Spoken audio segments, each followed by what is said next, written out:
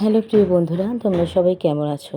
তো প্রিয় বন্ধুরা, আজকে তোমাদের যে গল্পটি শোনাবো সেই গল্পটি বাস্তবে ঘটে যাওয়া একটি গল্প, আমার জীবনের গল্প। তো বন্ধুরা, চলো দেরি না করে গল্পটি তোমাদের সঙ্গে আমি শেয়ার করি।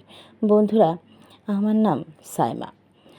আমি গ্রাম থেকে শহরে এসেছি তো গুরুত্বপূর্ণ কিছু কারণ নিয়ে।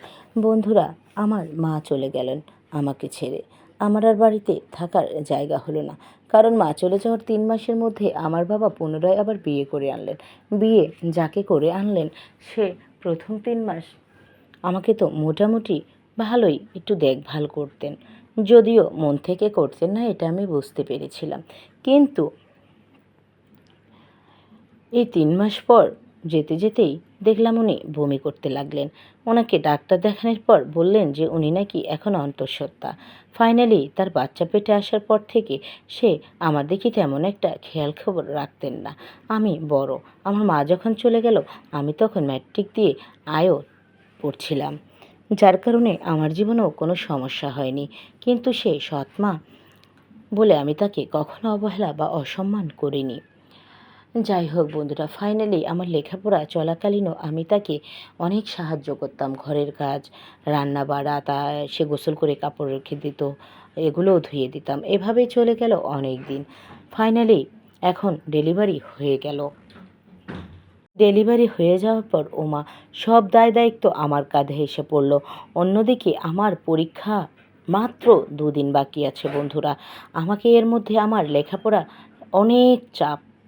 কী আর করব, এত চাপ নেওয়ার পরও আমি সংসারের সব কাজ করতাম।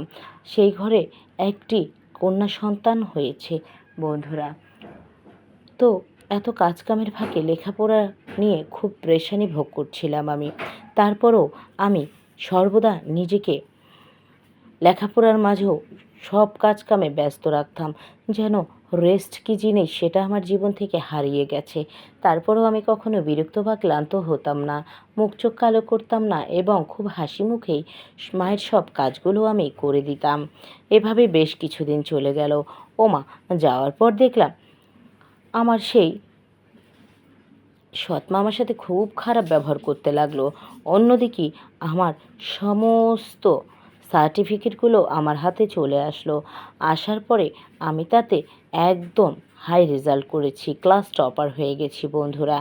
আমি ওটা পেতে না পেতেই দেখলাম বাবাও আমার উপরে অনেকটা অনীহা। আমার আর ভালো লাগলো না, এখানে কার মায়ায় পড়ে থাকবো। এতদিন শুধু শুনেছি বাবা বিয়ে করলে নাকি তালই হয়ে যায়, আজ তো বাস্তবেই প্রমাণ পেয়ে গেলাম এখানে আর আমার থাকা চলবে না। মায়ের কবরের পাড়ে যেয়ে ধুকে ধুকে একা একা রাত বিরাতে বসে বসে কাঁদতাম। মায়ের কবরে বসে বসে মায়ের সঙ্গে কথা বলতাম। মাকে বলতাম, কোথায় রেখে গেলে আমাকে, কার কাছে রেখে গেলে মা। একদিন হঠাৎ করে মা আমার স্বপ্নে চলে আসছিল। বলল, ধৈর্য ধর, জীবনে অনেক সুখ পাবি, তুই শহরে চলে যা চাকরি নে। তারপরে মায়ের এমন স্বপ্ন দেখে আমি তো হতভাগ, কাউকে কিছুই বললাম না। শহরে কোথায় যেয়ে উঠবো, কার কাছে যেয়ে উঠবো, কোনো দিশাই পাচ্ছিলাম না। মনে মনে ভাবতে লাগলাম আসলে কি করা যায়। আমার একটি বড় খালা ছিল, খালা কিন্তু দেশের বাইরে থাকতো। খালাকে আমি তেমন কিছু বলতাম না, কারণ খালার অনেক বয়স হয়ে গিয়েছিল। খালা আমাকে নিয়ে খুব টেনশন করতো, আর মাসে মাসে আমার জন্য কিছু হাত খরচের টাকাও পাঠাতেন। আমি খালাকে বললাম, খালা এই এই ঘটনা, এতদিন তো আমি তোমাদেরকে কিছুই বলিনি, এখন কিন্তু আর কুলানো যাচ্ছে না, কি করা যায় বলো তো। খালা বলল, কেন রে, তোর মামা আছে না, তোর মেজো মামার বাড়িতে যা, সেখানে যে ওখানে থেকে একটা ভালো চাকরি বাকরি নিবি। কিছুদিন চাকরি বাকরি করার পর নিজের পায়ে যখন দাঁড়িয়ে যাবি, তখন আমি এক পাক আসবো, এসে একটা ভালো ঘর দেখে তোকে বিয়ে দিয়ে দিব। আমি তোর মেজো মামার সঙ্গে কথা বলছি। আমি বললাম, ঠিক আছে, কথা বলে কি বলে জানিও। তাৎক্ষণিক খালা ফোন শেষ করে আমাকে কাট করে মামার সঙ্গে কথা বলে আমাকে ফোন করে বিস্তারিত জানালো। জানানোর পর মামা ইনডাইরেক্টলি আবার আমায় ফোন দিল। বলল, বোকা মেয়ে, মাই তো চলে গেছে তোর, আমরা তো আছি, তুই আসবি, এতে পারমিশন নেওয়ার কী আছে, তুই চলে আয়। আমি বললাম, এই এই ঘটনা মামা। মামা বলল, ঠিক আছে, বুঝতে পেরেছি, চলে আয়। তারপর আমি ফাইনালি চলে গেলাম শহরে, একা একা, কাউকে কিছু না বলে। আমার মা, আমি যখন ভাত খাচ্ছিলাম আমার প্লেটটা নিয়ে ফেলে দিল। হ্যাঁ, আমি নাকি বোঝা হয়ে গেছি। এ বাড়িতে শুধু বসে বসে খাই এই ধরনের কথাবার্তা বলছো। বললো শুধু গেলা আর এত টাকা খরচা কারি। বাবা মুখ বুজেছিল, কোনো কথা বললেন না। এই দৃশ্য আর মেনে নিতে না পেরে কাউকে কিছু না বলে আমি চলে এলাম শহরে। এসে মামার বাড়িতে উঠলাম। ওঠার পরে মামি আমায় প্রচণ্ড ভালোবাসতেন। মামি কখনোই খারাপ ব্যবহার করলেন না আর আমার চাকরি নিতে সর্বরকম সহায়তা করলেন। আমার ফাইনালি একটা চাকরির জন্য দরখাস্ত করেছি, কিন্তু এখনও হয়ে উঠি নাই। এখানে এসেছি 3 দিন হয়েছে বন্ধুরা। তারপরে মামা আমাকে বলল, চিন্তা করিস না, আমি তো বেঁচে আছি এখনও। তোর যত দায় দায়িত্ব আজকের পর থেকে আমি নিলাম। এত চিন্তা ভাবনার কিছু নেই। তুই তো আমার আরেকটা মেয়ে। আমার মামার এক মেয়ে এক ছেলে ছিল। মেয়েটার বিয়ে হয়ে গেছে আর ছেলে ছিল কানাডার প্রবাসী। তো বন্ধুরা, এভাবেই 3 দিন পার হয়ে গেল। হঠাৎ করেই মামিদের বাড়ি থেকে ফোন আসলো, মামির বাবা প্রচণ্ড অসুস্থ, আইসিইউতে ভর্তি আছেন। কিন্তু মামা তো চাকরির চাপে যেতে পারবেন না। এখন বাড়িতে আমিও আছি। আমি অন্যদিকে চাকরির জন্য দরখাস্ত দিয়ে রেখেছি, কখন কি হবে বলা যায় না। তো মামি বলল, বাবা তুই থাক, তোর মামার দিকে খেয়াল রাখিস, আমি বাড়িতে আগে গিয়ে দেখি কি অবস্থা হলো। তারপর মামা বলল, ঠিক আছে এসো। চলে গেলেন মামি। বাড়িতে রয়ে গেলাম আমি একাই, মামা তো অফিসেই। তারপরে মামি যাওয়ার পর মামি বলে গেল, একটু ফ্রিজে সবই আছে, একটু একটু করে রান্না করিস আর খাস দুই মামা ভাগ্নি। আমি বললাম, এদিক নিয়ে তুমি কোনো টেনশন করো না, তুমি ওই দিকটা সামাল দিও, আমি এদিকটা ঠিক সামলিয়ে নেব। এই বলে মামি চলে গেল। যাওয়ার পরে প্রায় ঘড়িতে 8:30 বাজলেন। আসলেন মামা। মামা আসার সঙ্গে সঙ্গে হাট থেকে ব্যাগটা নিলাম আর মামাকে খুব সুন্দরভাবে একটা শরবত পরিবেশন করলাম। মামা এতে খুব খুশি হয়ে গেল। বলল, মেয়েটা আমার কত বড় হয়ে গেছে, দেখতে কত সুন্দর হয়ে গেছিস তুই, তোকে তো এবার বিয়ে দিতে হবে। আমি বললাম, মামা আসলাম তখনও বললে এখনও বলছো, আমাকে তাড়িয়ে দেওয়ার খুব তাড়া তোমার, তাই না বলো? তোমাদের কাছেও কি আমি বোঝা হয়ে গেলাম? বললো, ওরে মেয়ে না, এরকম বিষয় নয়, আসলে তো বড় হয়ে গেছিস তুই। তোর হাতে শরবতটা অনেক মজা পেলাম খেয়ে। সত্যি কথা বলতে তোর মামিও তো আমাকে এতটা টেক কেয়ার করে না। আমি বললাম, হয়েছে হয়েছে, যাও এখন একটু ফ্রেশ হয়ে নাও। এই বলেই আমি মামা মামির ঘরের মধ্যে যে বিছানাটা পরিষ্কার করতে লাগলাম। পরিষ্কার করতে যেয়ে আমি যে দৃশ্য দেখলাম তা আর কি বলবো তোমাদের। দেখলাম বালিশের নিচে 4টা বই রাখা আছে। 4টা বই ছিল গল্পের বই বন্ধুরা। কি গল্প জানো বন্ধুরা, একদম চটি গল্পের বই। ওমা, এগুলা নিয়ে আমি তো গোসলে আমি পড়তে লাগলাম। পড়তে পড়তে দেখলাম তাতে অনেক মজার মজার দৃশ্য লেখা। এর আগে এরকম বই আমি কখনোই পড়ি নাই। তো পড়তে পড়তে আমি কীরকম যেন একটু ধ্যান ভেটকে গেল আমার। আমি আবারও আগের মতো করে সবটা রেখে দিলাম যাতে মামা কোনো কিছু টের না পায়। তারপরে ফাইনালি আমি বিছানাপাতি পরিষ্কার করে ঘরটা ঝাড়ু দিয়ে নিলাম। নেওয়ার পরে আমি খাবারের টেবিলে ওয়েট করছি। এই তো মামা চলে আসলো, খেতে দিলাম। খেতে দেওয়ার পর মামাকে বললাম, আচ্ছা মামা, তুমি আমায় একটা কথা বলবে? বললো, হ্যাঁ বল না। আমি বললাম, মামি গিয়েছে, তোমার কষ্ট হচ্ছে না? মামির সঙ্গে তোমার যাওয়া উচিত ছিল না? বললো, তা তো উচিত ছিল রে বোকা মেয়ে, চাকরিটাও তো বাঁচাতে হবে। আসলে অফিসে আমি এখন ডাবল ডিউটি করছি, কারণ আমার এক কোয়ালিগ চলে গেছে, তার মা প্রচণ্ড অসুস্থ, বাড়িতে গেছে, ছুটিতে আছে, না হলে আমি তোর মামির সঙ্গে যেতাম। তো তুই আমাকে একটা কথা বলতো। বললাম, হ্যাঁ মামা বলো, কী কথা বলবো? বললো, তুই যেখানে আছিস তোর মামি কি কোনো মুখ কালা চোখ কালা কোনোটা নিয়ে কোনো অনীহা প্রকাশ করেছে?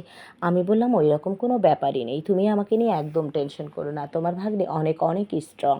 বললো, ওকে লক্ষ্মী মেয়ে আমার, শুয়ে পড়। আমি শুয়ে পড়লাম। সেদিন রাতটা চলে গেল। যাওয়ার পর খুব সকাল সকাল মামায় টিফিন করে দিলাম এবং নাস্তা লাগিয়ে দিলাম। মামা চলে গেল। তো অফিস থেকে উনি যে পরের দিন ছুটি নিয়ে তাড়াতাড়ি চলে আসবে আমি এটা বুঝতে পারিনি। ও মা, দুপুরের পর মামা অফিস থেকে চলে এসেছে, দরজা খোলা ছিল। আমি সেই গল্পের বইগুলো বের করে মামির ঘরে মজা করে পড়ছিলাম। এমন সময় মামা এসে আমাকে দেখলো আমি গল্পের বই পড়ছি। মামাকে দেখে তড়িঘড়ি করে লুকোতে চেয়েও লুকোতে পারলাম না। মামা বিষয়টা দেখে নিল। তো বললো, কী রে আজকে শরবত দিবে না? আমি আমতা আমতা গলায় বললাম, হ্যাঁ হ্যাঁ দিচ্ছি তো। বললো, ঠিক আছে নিয়ে শরবতটা নিয়ে মামার ঘরে আসলাম। মামা সেদিন শুধু চোখে মুখে পানি দিয়ে এসেছে, এখন পর্যন্ত গা গোসল কিছুই করেনি। আমি বললাম, গোসল করবে না? বললো, অবশ্যই করব। শরবতটা খুবই মজা ছিল। নে গ্লাসটা ধর। গ্লাসটা আমার হাতে দিয়ে শার্টের বোতামগুলো খুলতে খুলতে চলে গেল আমাদের মেন দরজার দিকে। যাওয়ার পর দরজাটা লাগিয়ে ঘরে আসলো। বলল, এদিকে আয়। আমি গেলাম। বলল, আমার না কিছু ভালো লাগছে না রে, তুই আমার মাথাটা একটু চেপে দিবি? আমি বললাম, অবশ্যই দিব। দিতে লাগলাম। দিতে দিতেই জানি না কোথা থেকে কি হয়ে গেল, একদম হায়নার মতো করে আমার উপর আক্রমণ করা হলো। তারপরে কি হয়েছে নিশ্চয়ই তোমরা বুঝতে পেরেছো বন্ধুরা। তারপর আমার একটাই বাক্য ছিল যে, মামা, বাড়িতে তো শুধু অবহেলা সহ্য করেছি, কিন্তু সেখানে সম্মান বা ইজ্জত হারানোর কোনো ভয়ই ছিল না। আর এখানে এসে সেটাও রাখতে পারলাম না। তুমি যে আমার মামা এরকম একটা কাজ করতে পারো, তা আমি কখনোই ভাবিনি। আসলে মা মরে গেলে সন্তানরা বোধহয় পুরাই দেউলিয়া হয়ে যায়, পৃথিবীর যেখানে যায় সেখানেই ভোগের বস্তু হয়ে যায়। এটা কখনো আশা করিনি মামা। তো আমি 2 দিন চুপ থাকলাম। থাকার পরে মামি আসলো বাড়িতে। এই 2 দিনের মধ্যে আমি একটু একটু করে বাইরে যেয়ে ব্যাচেলার পার্টনার রুম শিফট হওয়া যাবে এরকম একটা জায়গায় উঠে পড়ি। উঠে পড়ার পর আমার মোবাইলে মেসেজ চলে আসে যে চাকরি আমার হয়ে গেছে। আমি চাকরিতে জয়েন করি। 1 মাস চলতে আমার অনেক কষ্ট হয়েছে। বিষয়টা আমি বাড়ির কাউকে জানাইনি। আর আছেকে কাকে জানাবো?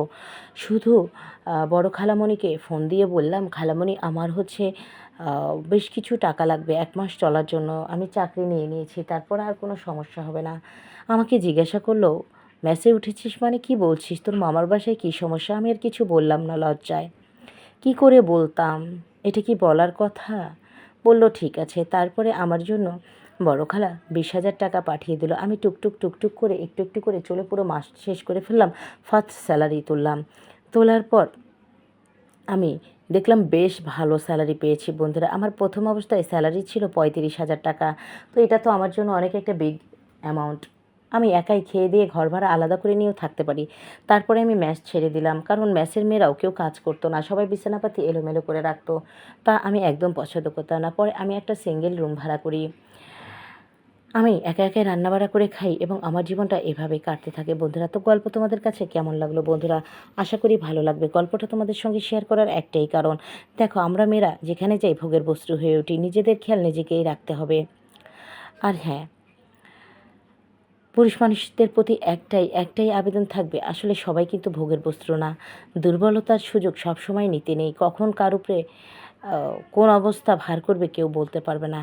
এজন্য আমাদের মনে হয় সবারই সতর্ক থাকা উচিত।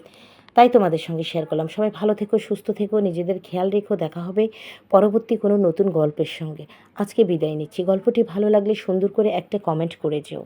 আর লাইক করে সাবস্ক্রাইব করে আমার পাশে থেকো। পরবর্তীতে কেমন গল্প চাও তার জন্য একটি কমেন্ট রেখে যেও। আজকে বিদায় নিচ্ছি। Bye bye.